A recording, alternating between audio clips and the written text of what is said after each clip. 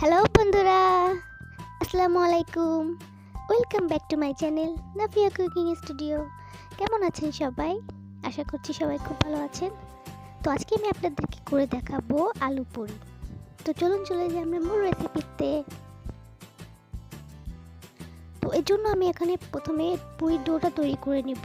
তো এখানে আমি 1 কাপ পরিমাণ ময়দা নিয়েছি, তেল নিয়েছি, লবণ নিয়েছি আর পানি নিয়েছি। তো এখন একটা পাত্রে আমি ময়দাটা দিয়ে দিব।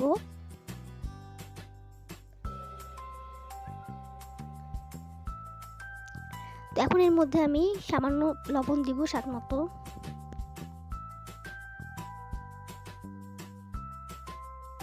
আর দিচ্ছি হাফ টি স্পুনের মতো বেকিং পাউডার। আর এখানে আমি 2 টেবিল চামচের মতো সয়াবিন তেল দিচ্ছি। এখন এটাকে আমি একটু মাখিয়ে নিব। সব মিশ্রণটা একটু ভালো করে মাখিয়ে নিতে হবে।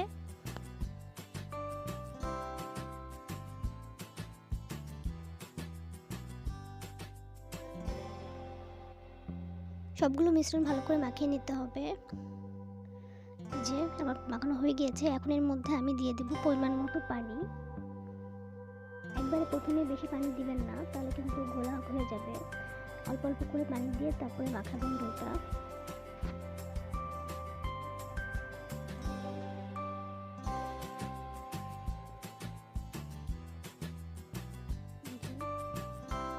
আমি আরেকটু পানি দিয়ে দিচ্ছি। তো এইভাবে সুন্দর করে ডোটা সুন্দর করে মাখিয়ে নেবেন। হাত দিয়ে চেপে চেপে সুন্দর করে মাখিয়ে নেবেন।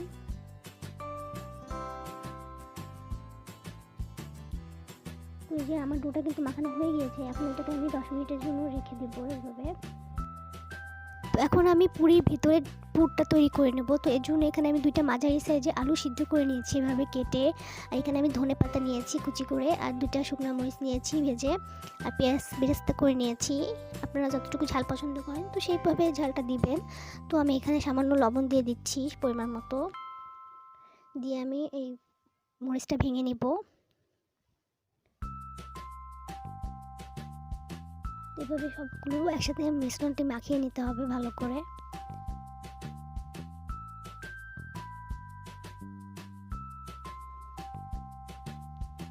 সুন্দর করে আলু দিয়ে মিশ্রণটা মাখিয়ে নিতে হবে।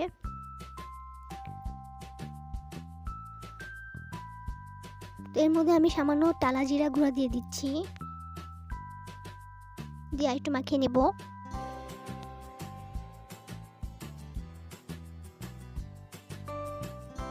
তো এখন আমি আলুটা সুন্দর করে এর সাথে মাখিয়ে নেব।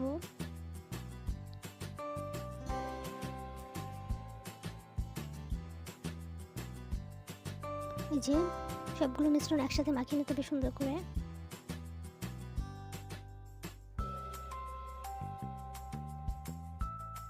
তো এই যে দেখুন আমি কিন্তু পুরটা মাখিয়ে নিয়েছি। তো এখন আমি পুরিটা তৈরি করব। তো এই জন্য ডোটাকে আমি আরেকটু ভালো করে মথে নেব। এই যে দেখুন ভালো করে আরেকটু মথে নিতে হবে 5 মিনিট।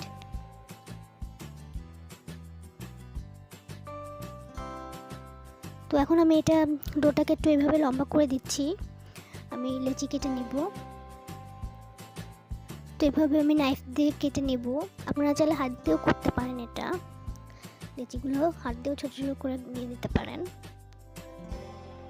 তো এই যে দেখুন, তো এখন এটাকে আমি একটু হাত দিয়ে এভাবে টেনে টেনে গোল করে দিব।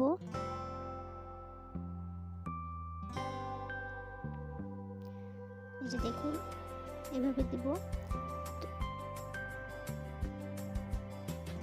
তো এখন এর মধ্যে আমি পুরটা দিয়ে দিব। এই যে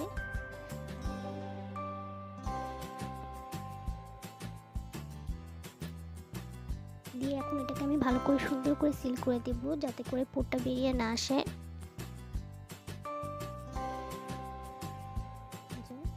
এভাবে সুন্দর করে সিল করে দিবেন। দিয়ে আর একটু হাত দিয়ে এভাবে চেপে চেপে দিবেন।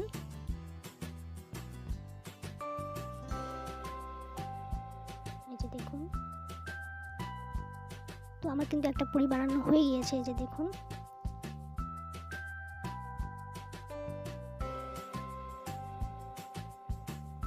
যে এখন এমনি একটা বেলে দেখাচ্ছি আপনাদেরকে। ওটা যদি হাত হাত দিয়ে করেন তাহলে ওভাবে করবেন, আর এখানে আমি বেলে একটা দেখাচ্ছি আপনাকে। তো এই যে প্রথমে বেলে নিব, নিয়ে এখন এর মধ্যে আমি পুর দিয়ে দিব।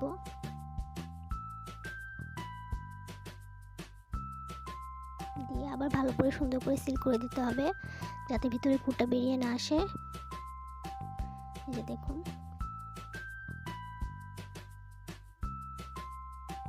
এখন এটাকে আমি আলতো হাতে বেলে নেব। খুব বেশি কিন্তু বেলা যাবে না, আর খুব বেশি চাপও দেওয়া যাবে না, তাহলে কিন্তু ভিতরে পুরটা বেরিয়ে আসবে। তো আলতো হাতে এভাবে গোল করে বেলে নেবেন।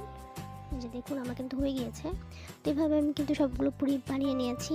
তো এখন এগুলোকে আমি ভেজে নেব। তো এর জন্য আমি কড়াইতে তেল গরম করতে দিয়েছি, দিয়ে এখন আমি পুরিটা দিয়ে দিয়েছি।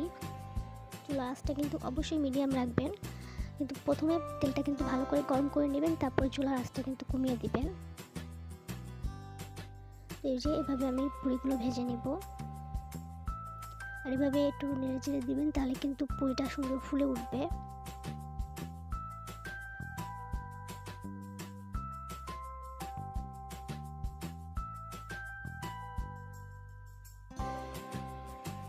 দেখুন আমি কিন্তু আরেকটা পুরি দিয়ে দিয়েছি। আর যারা যারা আমার চ্যানেলটিকে সাবস্ক্রাইব করেছেন তাদেরকে অসংখ্য ধন্যবাদ। আর যারা যারা করেনি তারা প্লিজ করে নেবেন, আর পাশে থাকা ছোট্ট বেল আইকনটিতে ক্লিক করে দিবেন, যাতে করে আমার নতুন নতুন রান্নার রেসিপির নোটিফিকেশনগুলো আপনারা খুব সহজেই পেতে পারেন।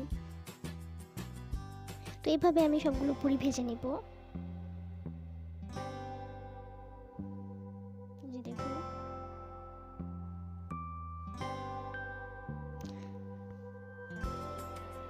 আমার কিন্তু পুরিগুলো সব ভাজা হয়ে গিয়েছে, আমি এখন পরিবেশন করে নিব।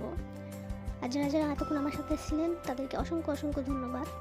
এই যে দেখুন আমি কিন্তু পুরিগুলো নামিয়ে নিয়েছি। এই যে দেখুন কতটা সুন্দর লাগছে দেখতে, আপনারা নিশ্চয়ই দেখেই বুঝতে পারছেন। আমি একটু ভেঙে দেখাচ্ছি আপনাদেরকে। এই যে দেখুন ভিতরটা কত সুন্দর হয়েছে। তো আপনারা অবশ্যই বাসায় একবার ট্রাই করবেন, আমাকে জানাবেন কেমন হয়েছে। তো আজকে এই পর্যন্তই, আগামীতে আরও সুন্দর সুন্দর রেসিপি নিয়ে হাজির হব। আর আমার জন্য দোয়া করবেন, আর আপনারাও ভালো থাকবেন, সুস্থ থাকবেন, সেই দোয়া করি। তো আজকে এই পর্যন্তই, আল্লাহ হাফেজ।